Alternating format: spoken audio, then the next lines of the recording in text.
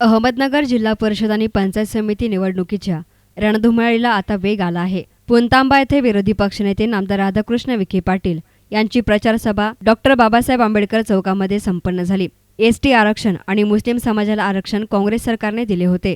न्यायालयामध्ये परवानगी असतानाही या सरकारने ते अमान्य केलं आणि समाजामध्ये दुही निर्माण करण्याचं काम या सरकारने केलं. मुख्यमंत्र्यांनी सांगितले होते की सत्ता आमच्या हातामध्ये द्या आणि धनगर समाजाला आरक्षण देतो. 113 बैठकी मंत्रिमंडळात होऊनही आरक्षण ते देऊ शकले नाहीत. आता योग्य ती वेळ आली आहे त्यांना त्यांचा घरचा रस्ता दाखवून देण्याची, अशी प्रतिक्रिया नामदार विखे पाटील यांनी सभेमध्ये बोलताना व्यक्त केली. 5% मुस्लिम समाजाला आरक्षण काँग्रेस सरकारने दिलं होतं.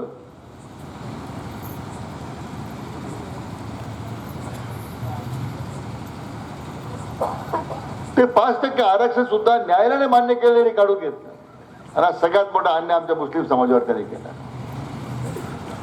कारण तुम्हाला देशामध्ये जातीयवादाचं विष पेरायचं आहे. समाजात दुही निर्माण केल्याशिवाय तुमचं राजकीय इंगित साध्य होणार नाही. हेच मुख्यमंत्री म्हटले प्रदेशाध्यक्ष असताना सत्ता द्या, पहिल्या मंत्रिमंडळाच्या बैठकीत धनगर समाजाला आम्ही आरक्षण देऊ. मी आता माहिती याद्या खाली माहिती मागवली. 113 बैठका झाल्या मंत्रिमंडळाच्या. जे पहिल्या बैठकीत धनगर समाजाला आरक्षण देण्याची भाषा करणारे मुख्यमंत्री आज 113 बैठकी झाल्यानंतर आरक्षणाच्या बद्दल बोलत आहे. योग्य वेळी देऊ. आता योग्य वेळ आली मित्र. हीच वेळ आहे यांना घरचा रस्ता दाखवण्याची आणि काँग्रेसला विजय करण्याची. याप्रसंगी बाळासाहेब भोरकडे, भागवतराव धनवटे, डॉक्टर धनंजय धनवटे, राजेंद्र थोरात, विशाल चव्हाण, विजय धनवटे, अजिजभाई इनामदार, बापूराव सांगळे, बबनराव गोरे, राजेंद्र जगदाळे, शुक्लेश्वर वहाडणे, नितीन भगत, चंद्रकांत माळी, रविकाका लोपांडकी, सुवर्णा तेलवरे आदींसह कार्यकर्ते हजर होते.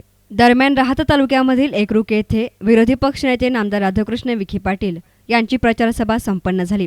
याप्रसंगी बोलताना ते म्हणाले की भाजपाच्या जाहीरनाम्यामध्ये शेतीमालाला उत्पन्न खर्चाच्या 50% भाव देऊ असं सरकार म्हणत असताना त्यांच्या काळात शेतकऱ्यांना 5 पैसे किलोने कांदे विकण्याची वेळ आता आली आहे. काळा पैसा जर एवढा बाहेर निघाला असेल तर शेतकऱ्यांची कर्जमाफी करण्यासाठी फक्त 27 लाख रुपये लागतात आणि ती कर्जमाफी सरकारनं करावी. ज्या माणसाला 4-5 माणसं धरायला लागतात ते माणसं कधी छत्रपती शिवाजी महाराजांचे स्मारक उभं करणार, अशी टीका पंतप्रधान नरेंद्र मोदी यांच्यावर नामदार विखे पाटील यांनी केली. मागच्या विधानसभेला निवडणुकीला जाताना भाजपच्या जाहीरनाम्यात त्यांनी म्हटलं होतं आम्हाला निवडून द्या, आम्ही 7-12 कोरा करतो. बरोबर आहे? वाढवलं का नाही? 7-12 कोरा करतो म्हटलं. शेतीमालाला उत्पन्न खर्चाच्या 50% आम्ही भाव देऊ असं म्हटलं होतं. 5 पैशाला कांदा विकायची वेळ आली आपल्याला. 70 रुपयाची डाळी 35 रुपये विकायची वेळ आली. आज तुरीचे भाव काय? 8,000-9,000 पर्यंत भाव गेले. आता 2,500-3,000 रुपयाला तुरी विकावं लागते. करत नाही. पण एवढा 17-18 लाख कोटी काळा पैसा तुम्ही जर काढलेला आहे तर आमच्या महाराष्ट्राच्या शेतकऱ्याला कर्जमाफी करता फक्त 27,000 कोटी रुपये पाहिजे.